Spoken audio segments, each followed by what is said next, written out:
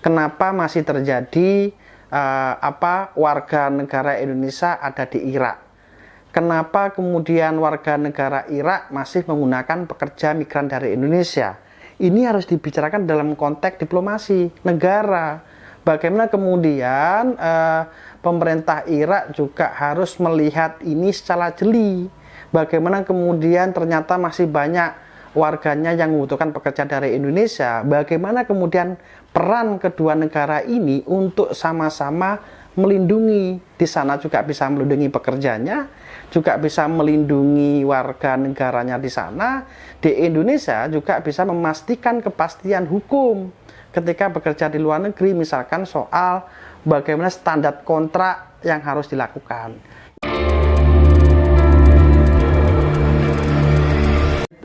Ini kita mungkin to the point aja ya. Iya. Diskusi terkait dengan maraknya penempatan tenaga kerja ilegal ke luar negeri. Artinya teman-teman SBM kan ada harapan. Apa sih harapannya terhadap pemerintah? Terus exit strategisnya itu dari upaya-upaya pencegahan yang dilakukan oleh pemerintah itu seperti apa? Mengingat beberapa kasus berapa bulan terakhir ini kita perhatiin secara seksama bahwasannya marak penempatan tenaga kerja itu ke wilayah Irak ya, Baghdad, Erbil dan lain sebagainya.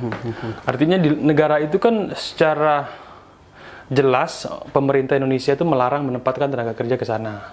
Namun di lain sisi di daerah Baghdad, Irak dan lain sebagainya itu kawasan daerah kawasan Timur Tengah yang konflik itu ternyata banyak juga permintaan tenaga kerja dari Indonesia. Lalu di Indonesia juga ternyata banyak juga minat kerja ke sana karena mengingat di masa pandemi ini sudah tentu dari sisi peluang usaha dan lain sebagainya itu. Dan banyak juga tenaga kerja wanita itu dipecat atau di PHK secara sepihak oleh perusahaan. Ya. Bagaimana nih tanggapan dari pihak SBMI? Ya, terima kasih Bang atas pertanyaannya. Jadi kalau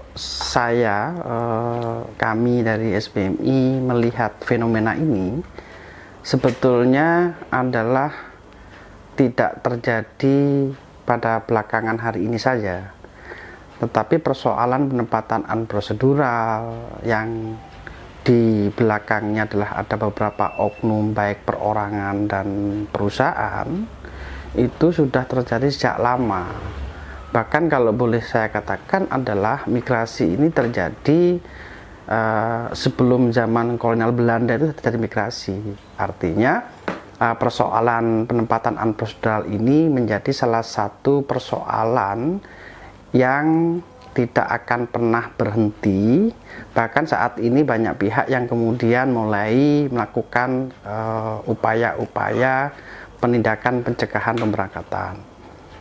Tetapi saya ingin menggarisbawahi di sini Bang Anton bahwa migrasi itu adalah hak setiap warga negara Indonesia. Itu juga diatur di dalam konstitusi, yaitu Undang-Undang Dasar 45. Proses migrasi itu tidak bisa kemudian kita lihat berdiri sendiri. Kalau kita bicara dengan konteks secara luas, migrasi itu terjadi ada faktor pendorong dan ada faktor menarik. Ini harus kemudian menjadi salah satu rujukan dasar bicara soal migrasi, dikaitkan dengan unprocedural tadi. Faktor pendorongnya apa? Faktor pendorongnya adalah kami katakan selain ada kemiskinan, soal kesempatan kerja di dalam negeri yang sangat minim, juga ada pemiskinan. Dalam hal apa pemiskinan terjadi? Ada sebuah sistem yang kemudian menjadi teman-teman yang berpeluang menjadi pekerja migran itu dimiskinkan dengan sistem. Informasinya tidak diberikan dengan baik. Kemudian pendataannya tidak dilaksanakan dengan baik. Dasarnya adalah soal informasi.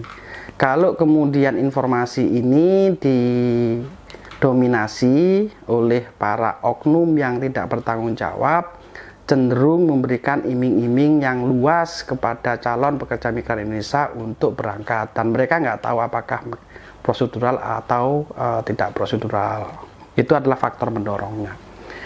Yang kedua, tidak kalah penting adalah ada faktor penarik yang harus kemudian juga dilihat sebagai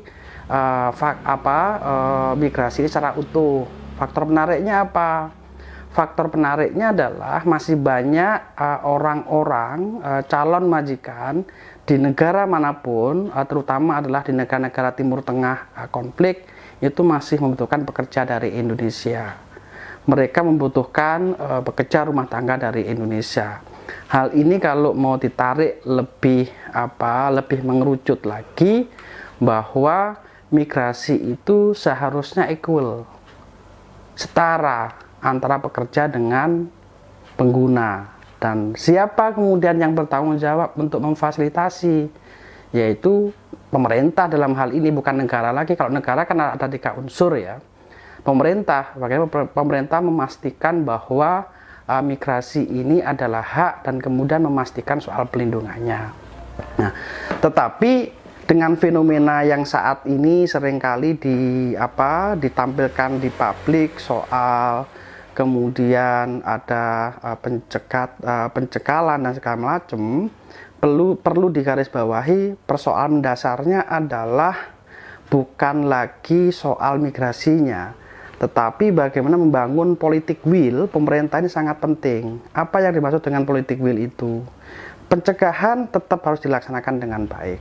Pencegahan itu tidak hanya kemudian mengambil secara hukum, tetapi bagaimana memaksimalkan informasi ke desa-desa, misalkan ke semua kalangan masyarakat umum, bagaimana menjadi migrasi yang prosedural, bagaimana kemudian menjelaskan bahwa ada beberapa negara yang berkonflik dan itu dipahami oleh teman-teman yang ingin bekerja di luar negeri. Yang kedua adalah penindakan hukumnya. Ini sangat penting. Sampai kapanpun kalau kemudian penindakan hukumnya lemah, ini tidak akan bisa memberikan efek jera kepada pelaku-pelaku yang sudah lama bermain di isu migrasi ini, yang mereka menggunakan isu migrasi ini untuk kepentingan bisnis. Kami katakan sekali lagi bahwa migrasi yang saat ini terjadi adalah untuk kepentingan bisnis, baik yang kemudian oleh perorangan maupun perusahaan.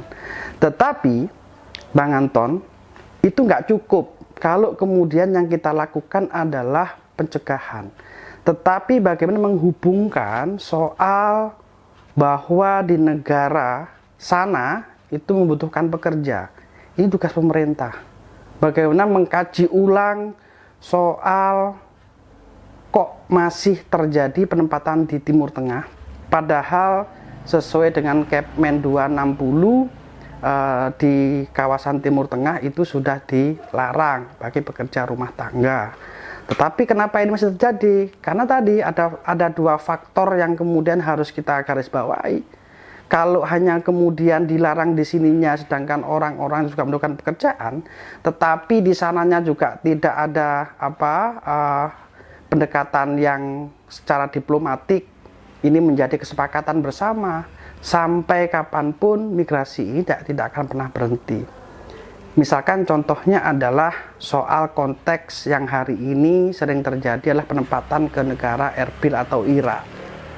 Bagaimana kemudian pemerintah juga harus mempunyai exit strategi soal mengkaji ulang rencana dari penghentian penempatan ke Timur Tengah. Sambil contoh ke Irak.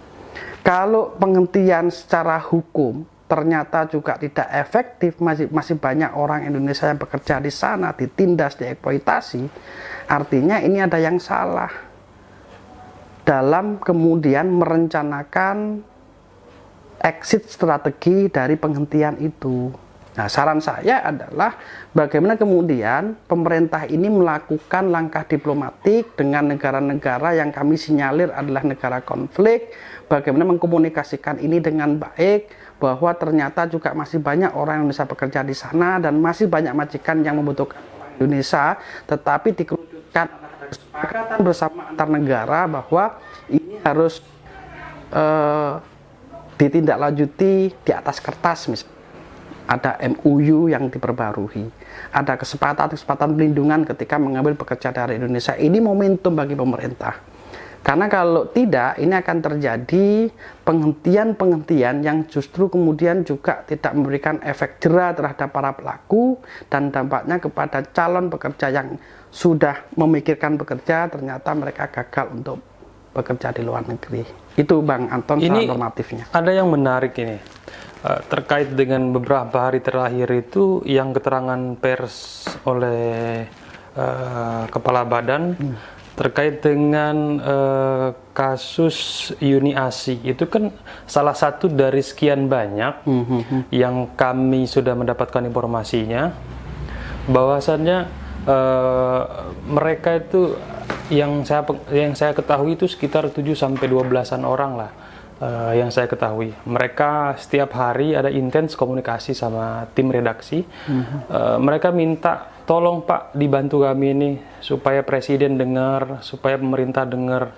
Nah, ini kan kalau kita mengerucut dengan soal penempatan, mereka kan tidak tercatat dalam sistem.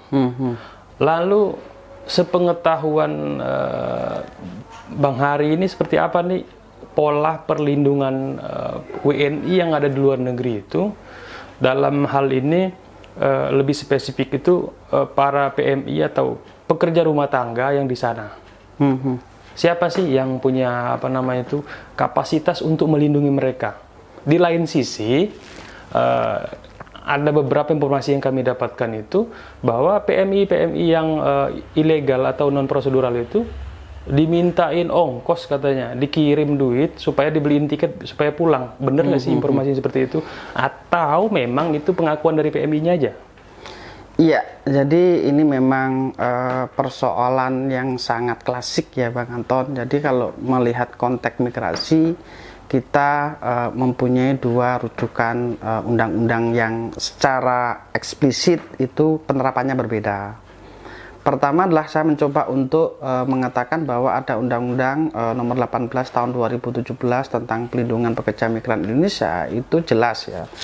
Ketika kemudian bekerja secara mandiri, maka buruh migrannya itu adalah mencari pelindungannya sendiri. Artinya Undang-Undang 18 tahun 2017 itu sangat sulit diterapkan bagi saat ini teman-teman yang kemudian ditempatkan secara prosedural.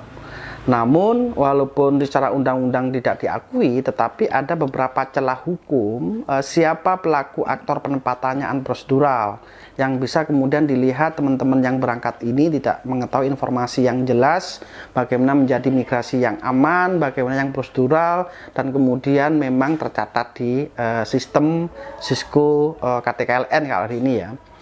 Yang kedua adalah kami selalu mengatakan begini, di dalam memberikan perlindungan terhadap warga negara Indonesia itu adalah kita bisa menggunakan namanya Undang-Undang Hubungan Luar Negeri, yaitu Undang-Undang tahun 2009 ya. Di situ jelas, jadi tidak ada satupun warga negara Indonesia yang tidak terlindungi. Bahkan di situ mau dia punya dokumen, tidak berdokumen, prosedural, tidak prosedural, itu menjadi kewajiban para diplomat dimandatkan dalam Undang-Undang Hubungan Luar Negeri itu untuk memberikan perlindungan terhadap warga negara Indonesia siapapun. Yang penting bisa menunjukkan warga negara Indonesia, mereka harus mendapatkan perlindungan yang utuh dari negara. Yang kedua juga ada kok aturan teknisnya, yaitu Peraturan Menteri Luar Negeri nomor 9 tahun 2018 jelas di situ bagaimana peran dari perwakilan untuk memberikan pelindungan baik secara hukum, keperdataan, kemudian sosial, kesehatan, bahkan pada saat kedaruratan. Nah, ini menarik Bang, ada dua konsekuensi hukum yang sebetulnya ini tidak dalam rangka untuk didebatkan, tetapi bagaimana kemudian kerangka hukum ini bisa dijalankan dengan baik. Sebagai fenomena yang sering terjadi ya, pemulangan buruh migran bermasalah itu seringkali kemudian melibatkan pihak-pihak lain untuk pembiayaan. Ada pihak swasta dan tidak jarang kemudian meminta kepada keluarganya untuk mengirimkan uang. Itu betul. Jadi kalau sesuai dengan data kami, banyak juga kemudian oknum yang ada di perwakilan itu memberikan pesan kepada keluarganya di Indonesia untuk menyiapkan uang. Hal ini kami katakan sangat miris. Kalau kita merujuk pada undang-undang hubungan luar negeri, jelas bahwa pada situasi perang darurat dihubungkan dengan soal COVID ini, perwakilan RI itu harus mengevakuasi ke tempat yang aman, kemudian memulangkan dengan biaya negara. Itu clear ya di dalam undang-undang. Tetapi dalam implementasinya juga ada yang digunakan dengan mekanisme sharing budget. Bagaimana kemudian pemerintah juga harus menekan para aktor perusahaan-perusahaan yang menempatkan. Tetapi kami tidak membetulkan kalau pemulangan itu dimintakan kepada keluarga. Itu Bang Anton. Lalu ini, ini kan banyak nih mafia-mafianya, termasuk kemarin tuh di keterangan pers kepala badan itu. Secara terang benderang dia menyebutkan salah satu nama. Apakah itu salah satu atau masih banyak dari sekian banyak itu yang sudah ditangkap atau diputuskan secara sah bahwa dia melakukan tindak pidana perdagangan orang? Kalau secara data proses, SBMI aja. Secara proses yang berdasarkan dengan data SBMI hanya berhasil menjerat satu pelaku yang diputus oleh Pengadilan Negeri Jakarta Timur. Itu penempatan unprocedural ke Libya, di sana juga negara konflik, diputus pada tahun 2020 lalu.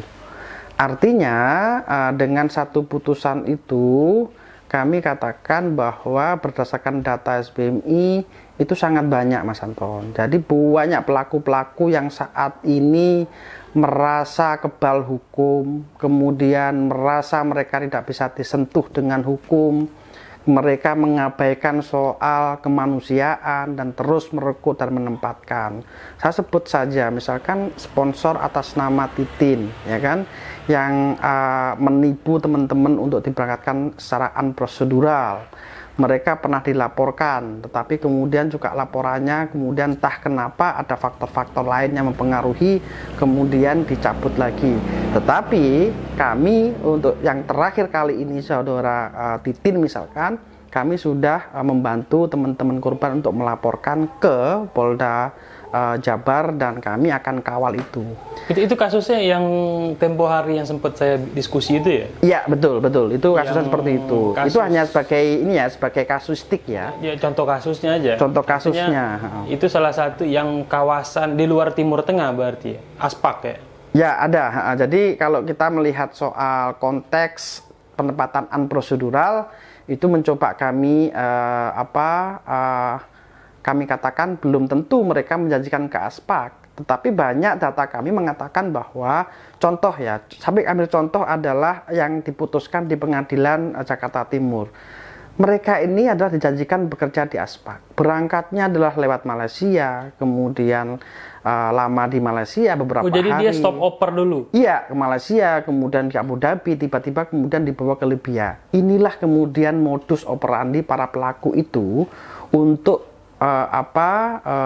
memberikan keyakinan kepada calon korbannya untuk mau tunduk ikut apa yang menjadi instruksi mereka. Dan ini jaringannya tidak hanya di Indonesia Bang Anton, jaringan internasional. Jadi nggak bisa kemudian kalau hanya diselesaikan di dalam negeri melibatkan stakeholder terkait.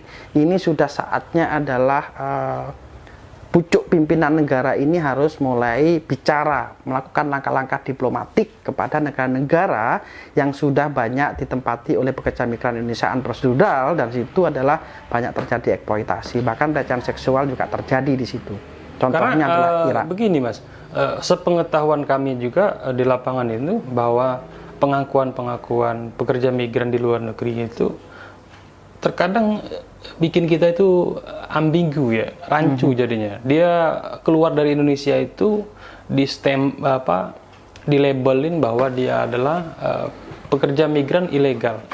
Di lain sisi, di negara penerima itu pemakai jasa mereka ini dalam tanda kutip ini PMI ini malah dianggap legal. Lalu ini apa namanya itu, di sini kan agak sedikit riskan bagi mereka ketika nanti ada sesuatu hal yang berkaitan dengan hukum di negara itu, mereka tidak punya kekuatan apa-apa. Lalu apa nih asa atau harapan SBMI ini adalah, ini SBMI ini kan sebagai wadah tempat teman-teman serikat buruh ini bercerita atau mengadu. Ya, saya ingin menekankan sekali lagi bahwa tidak ada satupun pekerja migran yang ilegal dalam konteks manusianya. Jadi nggak ada manusia yang legal atau ilegal, Bang Anton. Tetapi yang legal atau ilegal adalah proses penempatannya. Ini yang harus kemudian mulai digarisbawahi. Kalau konteks tadi ya, ini memang terjadi misalkan di Singapura. Di Singapura itu konteks itu masih kemudian menggunakan kontrak substitusi. Secara hukum di Indonesia adalah dikatakan unprocedural atau konteks kemudian yang di Timur Tengah. Artinya di sana ketika para pekerja ini sudah nyampe di sana, itu juga diterima oleh majikan. Artinya kan memang sangat membutuhkan itu. Ya kan, sangat membutuhkan pekerja itu. Harapan terakhir kami adalah saat ini sudah tidak bisa lagi kemudian persoalan ini ditangani hanya kemudian penindakan hukum, kemudian pencegahan, tetapi harus melakukan langkah-langkah diplomatik yang konkret. Peran pimpinan negara di sini harus bicara. Kenapa masih terjadi warga negara Indonesia ada di Irak? Kenapa kemudian warga negara Irak masih menggunakan pekerja migran dari Indonesia? Ini harus dibicarakan dalam konteks diplomasi negara. Bagaimana kemudian pemerintah Irak juga harus melihat ini secara jeli. Bagaimana kemudian ternyata masih banyak warganya yang membutuhkan pekerja dari Indonesia. Bagaimana kemudian peran kedua negara ini untuk sama-sama melindungi. Di sana juga bisa melindungi pekerjanya, juga bisa melindungi warga negaranya di sana. Di Indonesia juga bisa memastikan kepastian hukum ketika bekerja di luar negeri, misalkan soal bagaimana standar kontrak yang harus dilakukan. Ini harus mulai dilakukan karena kami nggak yakin kalau kemudian dengan konsep-konsep penutupan moratorium itu menjadi salah satu konsep yang dianggap jitu memangkas proses-proses migrasi ke luar negeri. Kami punya bukti dan fakta kok. Pasca Kepmen 260 tahun 2015, tahun 2016 SBMI juga mengeluarkan sebuah rilis. Ada 1.000 lebih perempuan korban perdagangan orang yang ditempatkan secara unprocedural pasca Kepmen itu. Ini menjadi bukti nyata bahwa migrasi itu nggak bisa dibendung. Yang bisa adalah bagaimana peran pemerintah memastikan kepastian hukum pelindungan terhadap warga negara Indonesia yang bermigrasi ke luar negeri. Itu yang harus dilakukan karena nggak bisa dilakukan secara di dalam negeri saja. Itu Bang Anton.